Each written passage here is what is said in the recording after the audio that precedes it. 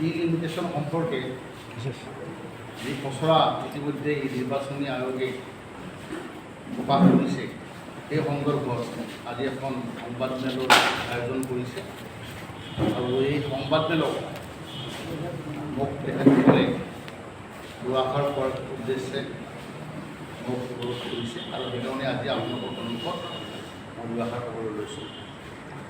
প্ৰথম কথা হ'ল যে নিৰ্বাচন আয়োগে যিখন খচৰা দাখিল কৰিলে এইখন খচৰা ৰাইজৰ হিতৰ কাৰণে হোৱা নাই।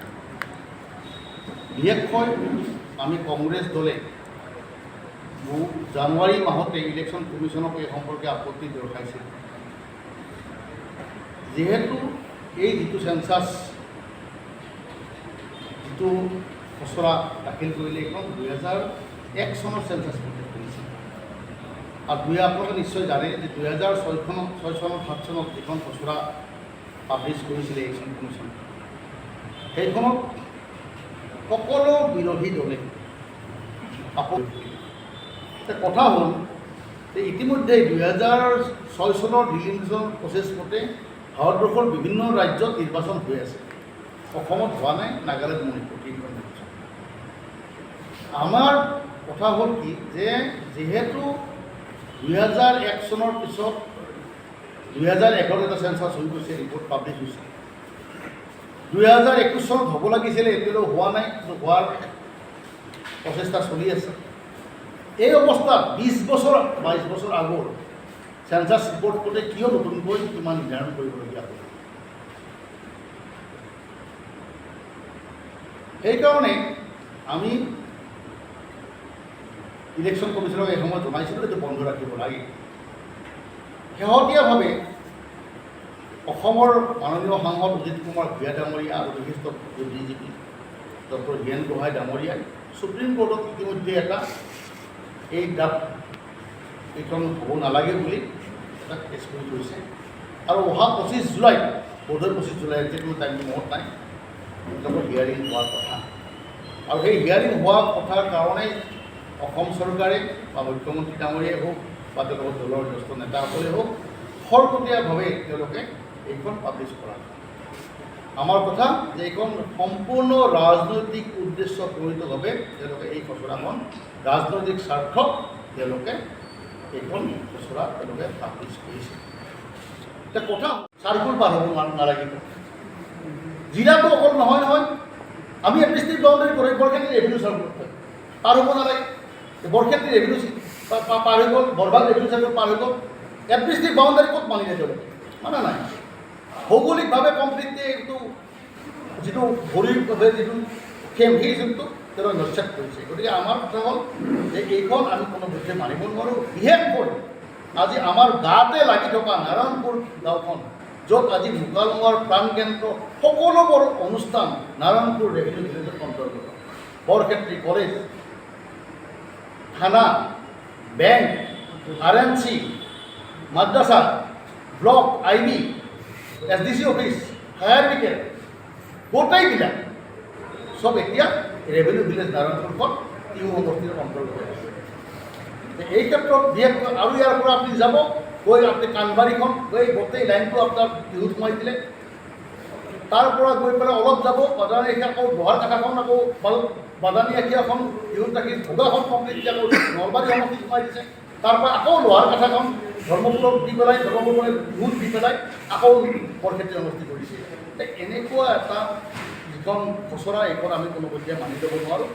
ইয়াৰ আমি সম্পূৰ্ণ বিৰোধিতা কৰিছোঁ আৰু এই ক্ষেত্ৰত সমূহ সাংবাদিক বন্ধুসকলক মই কৈছোঁ যে আপোনালোকে ষ্টাডি কৰক, এই এৰিয়া যিখিনি আছে তেওঁলোকৰ মতামত লওক আৰু প্ৰথম কথা ডিলিমিটেশ্যনৰ সেই অঞ্চলৰ ৰাইজৰ মতামত ল'ব যে আপোনালোকে কোন সমষ্টিত যাব বিচাৰে। এটা সময়ত বৰক্ষেত্ৰী সমষ্টি যেতিয়া হোৱা নাছিলে আপোনালোকে জানে যে বৰতলালৈ এইটো হাজো সমষ্টিৰ অন্তৰ্ভুক্ত আছে, আপটো ৰামপুৰলৈ সেইকাৰণে চেঙা সমষ্টি আছিলে, বৰভাগ এটা অন্য সমষ্টি আছিলে আৰু উত্তৰ বৰক্ষেত্ৰী ধৰ্মপুৰ সমষ্টি পশ্চিম নলবাৰী সমষ্টি আছিলে। এতিয়া মৌজা হিচাপত বাধ্যবাধকতা কৰা হৈছে। এইবাৰ তেওঁলোকে গাঁও বাছি বাছি বাছি বাছি এনেকুৱাকৈ অস্ত্ৰোপচাৰ কৰালে কাৰোবাৰ এবাৰ ঠেং কাটিছে, কাৰোবাৰ আঙুলি কাটিছে, কাৰোবাৰ হাত কাটিছে, কাটি পেলাই এটা জোকা তেওঁলোকে এৰি দিছে। যে এইকাৰণে আমি তীব্ৰ বিৰোধিতা কৰিছোঁ আমি আজি আহ্বান জনাইছোঁ ইলেকশ্যন কমিশ্যনক আৰু কোনো মানুহৰ কোনো ৰাইজৰ তেওঁলোকে মতামত গ্ৰহণ নকৰাকৈ তেওঁলোকে এইখন একপক্ষীয়ভাৱে তেওঁলোকে বিজেপিৰ স্বাৰ্থত তেওঁলোকে কাম কৰিছে। তেওঁলোকে ভাবিছে যে আমি সদায় আমি অসমখন শাসন কৰি থাকিব পাৰিম, এইটো নহ'ব। এটা কথা ভালকৈ মনত ৰখা উচিত, যে আমাৰ কংগ্ৰেছ দলৰ চৰকাৰ নেতাটো যেতিয়া 1977 দিল্লী মিলিশ্যন হৈছিলে, তেতিয়া কংগ্ৰেছ পৰাজিত হৈছিলে, 78 পৰাজিত হৈছে আফটাৰ দিল্লী মিলিশ্যন। আৰু এইবাৰ সেই দশাটোৱে আহি আছে। মই সেইকাৰণে কৈছোঁ যে আমি ভয় খোৱা নাই, কিন্তু আমি নীতিগত কাৰণত আমি সদায় বিৰোধিতা কৰিম আৰু বিশেষকৈ এইখন আমি মানি ল'ম, আমি সিদ্ধান্ত হ'ব আৰু সেই সিদ্ধান্ত মৰ্মে আমি কাম কৰিম। প্ৰতিবাদটো আমি জনাই আহিছোঁ। দিল্লীটো আমাৰ জানুৱাৰীৰ বোধহয় 4 তাৰিখে আমাৰ ভূপেন বৰা হৈছে এটা দলে আমাৰ লগ কৰি আহিছোঁ জনাইছিলে, সেইটো উত্তৰ নিদিলে। গতিকে এইটো সম্পূৰ্ণ তেওঁলোকৰ ৰাজনৈতিক উদ্দেশ্য প্ৰণীতভাৱে কৰিছে। আৰু বিশেষকৈ আপোনালোকে এটা কথা জানি আচৰিত হ'ব যে আকৌ 2026 নতুনকৈ গোটেই সমষ্টিৰ সংখ্যা বৃদ্ধি হ'ব, বিধানসভাও বৃদ্ধি হ'ব, লোকসভাও বৃদ্ধি হ'ব। কিমান বৃদ্ধি হয় একজেক্টলি মই নাজানিম, কিন্তু 41, 42 এতিয়া অলপমান 45 তেনেকুৱা হ'ব। তেওঁলোকে এটা বছৰৰ কাৰণে ইমান টকা খৰচ কিয় কৰিবলগীয়া হয়? মাত্ৰ এটা ইলেকশ্যনৰ কাৰণে 26ৰ পিছততো আকৌ হ'ব। 3খন গাঁও হয় আঁতও নিছে, হয় যদি সিহঁতলৈ কষ্ট হ'ব। আপোনাৰ য'ত লোকেশ্যন তাতেই আপুনি ভোট দিব পাৰিব। আপোনাৰ এছপানিৰ চিডিউল য'ত আপোনাৰ বাসস্থান, সেই বাসস্থান গোটেই হ'ব। এইটো লাহে লাহে তেওঁলোকে কৰি ল'ব।